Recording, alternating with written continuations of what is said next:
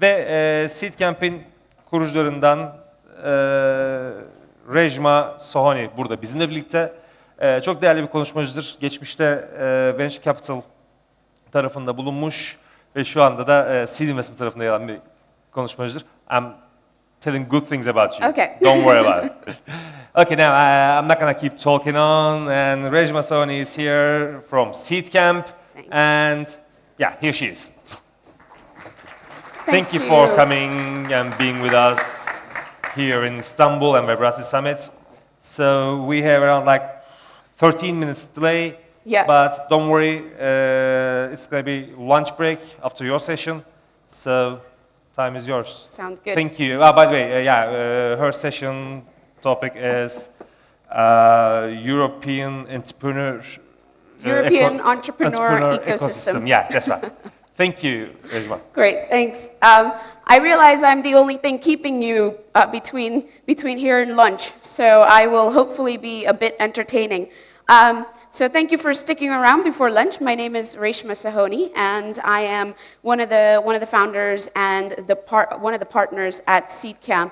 And as it says up here, we are the first startup accelerator, pan-European startup accelerator in Europe, and so that makes us the oldest at about 4 years old. So I'm going to talk about the European entrepreneurial ecosystem, and Robin before covered a little bit about from the VC angle, and I really want to talk about the entrepreneurial angle. And I think if you remember nothing else from the next sort of 10, 15 minutes or so, I hope you'll remember that it's been an incredible 5 years already since I started working in Europe and kind of what we saw about 5 years ago. And there are an incredible amount of opportunities for entrepreneurs to get support, to get funding, and we're about a quarter of our life into this journey that we have in our minds, sort of a 15 to 20 year vision. And so if 5 years are as exciting as they have been, we're really looking forward to the next 15 years. Where am I pointing to? Oh, there we go. So as I said, we are the first European startup accelerator. We have a unique model which allows about 1,500 experts all across Europe, US as well, and increasingly more in Asia to really interact with startups. And so we have this incredible sort of mentor network, 2,000 people strong, 1,500 of whom interact with the program on a yearly basis. And we see about 200 companies that we mentor annually. Out of these, we invest in 20 companies. And we have a wide reach beyond just our portfolio. We have a lot of partners that we really like to work with. We work with 500 startups, which you may have heard of in the US. So we're strengthening our partnerships in the US, and then also working with a lot of competition partners all across Europe, because as Robin pointed out, you can't just be based in London and say that you're targeting Europe. So you have to be, across those 60 plus countries.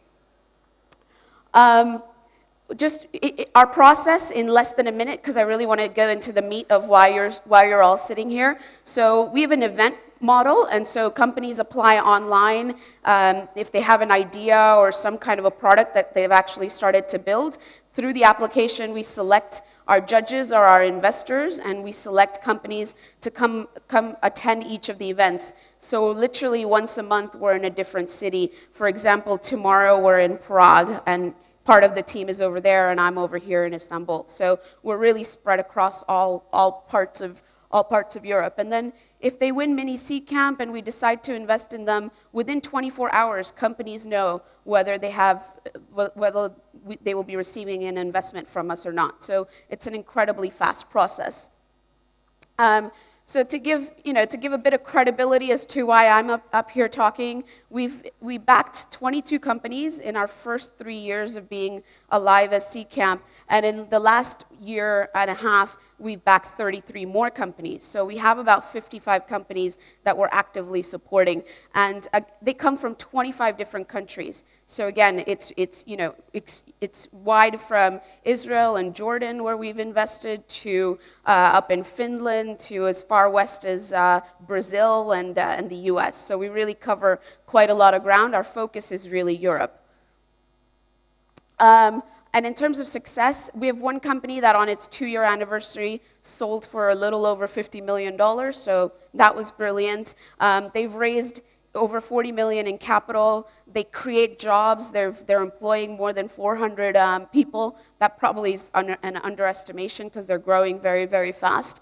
And we've some real category leaders. And I think, we talked a lot today about not just sort of repeating things that are happening elsewhere, but really emerging into a product that you can really build globally. And so we're definitely seeing that in our European companies. As I mentioned, we like to partner a lot. We like to work closely with others. So as I get into Europe, as I mentioned, it's 2,000 applications that we see per year. We mentor 200 companies. We invest in 20. So this has never been released before, but it just shows you, people talk about hubs in Europe, and it's actually not quite so true. I think, as you can see up there, even though we're London-based, less than a third of the companies that apply to SeedCamp actually come from the UK. Germany is definitely a very important region as well, but you can really see it's extremely fragmented, which means that there's an incredible amount of entrepreneurial talent literally spread across Europe. There are probably, those gray areas are where we haven't seen enough entrepreneurial talent emerging, and that's a factor of potentially SeedCamp not being as well known. But actually, I would say those areas need to do a lot more to encourage entrepreneurship within those regions. And as you can see, Turkey is still a small percentage of people applying to SeedCamp, but we're seeing companies from Turkey certainly apply. So an incredible sort of a picture of where entrepreneurs are coming from. And then one of the things points I wanted to make with this slide is it's not just small companies that Europe is building. There are some absolutely massive stars emerging, and I don't not even going into the companies that have been acquired, but stars like Yandex going public creates a whole range of opportunities. I know that they've started an office recently in Turkey, so great things hopefully to see more from Yandex. Companies like Spotify, SoundCloud, dealing with sort of audio and the music space. ASOS, an e-commerce company based in the UK, has just absolutely been growing massively fast. Live Bookings, which is the underlying kind of restaurant bookings engine. Mind Candy, which is in the gaming space with Moshi Monsters. Wonga, Betfair, and kind of the financial services, and Betfair and kind of the betting space. So, and incredibly large businesses that are being built in Europe. Also, one of the things I would love for you guys to take away as entrepreneurs in the audience is think about what's really unique about the region you're in or the part of the world you're in, and what can you build out of that can actually be implemented globally. And so, one of the stories I love is Farmeron. It's a group of entrepreneurs, came out of Croatia very recently, and although they're computer science graduates and engineers, they grew up on a farm. So they kind of linked, the experience of where they grew up with technology, and so hopefully they'll revolutionize how farming management is done. And just within that, sort of many outliers which go well beyond gaming and social, shopping and flash sales and all of that. So whether that's GrabCAD, which is a marketplace for engineers, or Ocado, which is a grocery store online, TransferWise, which is currency transfers. There's a lot of different sectors you can be thinking about beyond just beyond games and group buying and shopping. And then there's of course copycats as well, which I won't spend any time on, but they're certainly there, and there's some very good money to be made. So the other point of this slide is there's a lot of diversity in the types of startups that are being started in Europe, and there's some very big stars being made, and hopefully we'll see those stars starting to actually play more of an important role in the entrepreneur ecosystem. Which takes me into my next slide, and I hope some of those guys do play a big part. So we've, as the panel before mentioned, some big M&A transactions that have happened recently with Autonomy, Skype selling for a third or fourth time, whatever it was, and ScanSafe, Message Labs. And the point of this slide is to say, the big deals are happening, but there's tons of smaller M&A transactions that are happening as well. For example, I mean, Playfish, Daily Deal, City Deal getting acquired by the big guys from the US, Fizzback, Love Film, Price Minister. What that's creating is a massive group of angels with, you know, a lot of extra capital now to put back into companies. And so I think that is one of the biggest changes we've seen in the past 5 years, is a real mushrooming of new angels and new seed investors. And I know Roland talked about that earlier in the day today as well.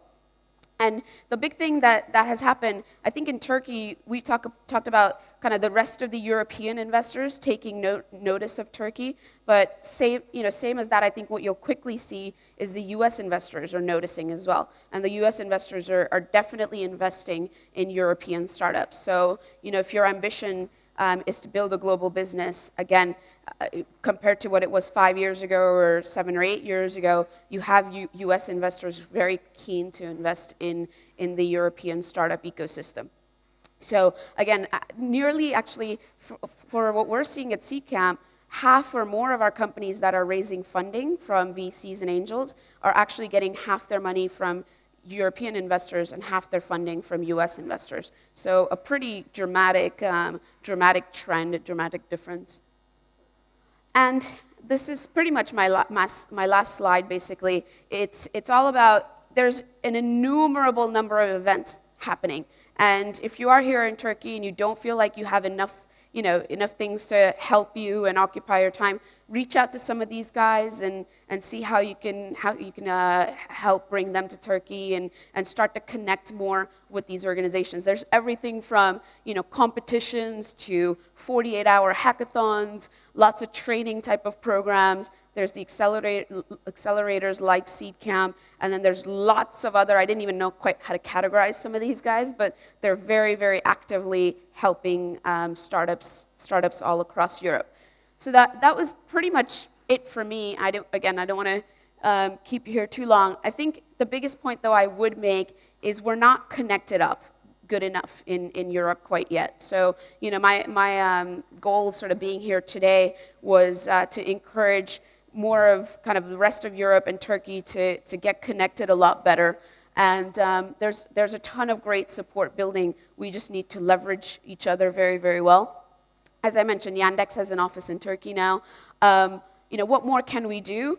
So we're looking forward to having a SeedCamp in Istanbul next year. We've never come to this region before, so we're really, really excited about having a SeedCamp here next year. So we'd really love for all of you to encourage entrepreneurs to come apply, and let me know if you want to help with putting that together as well.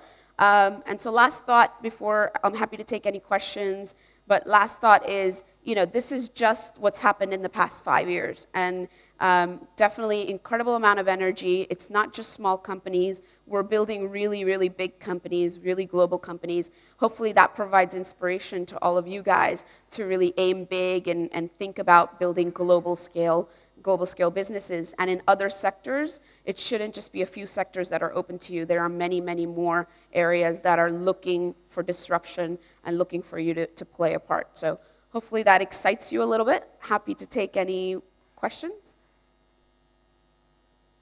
No? Oh, yeah.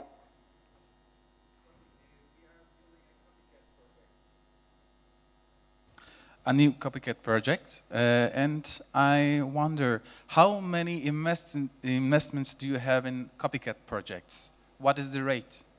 Very tiny, and that's a good question for us specifically, because we have to get our companies have to get follow-on investment from, and a large majority comes from one of our 30 investors, and they're very much not looking to necessarily back copycat or similar types of companies. So probably, less than 20% is within SeedCamp, something that's sort of a me too, or for specifically. We'll do that if it makes sense for the specific market, but not as much. We really want global scalable businesses. Yep. Welcome to Turkey, first of all.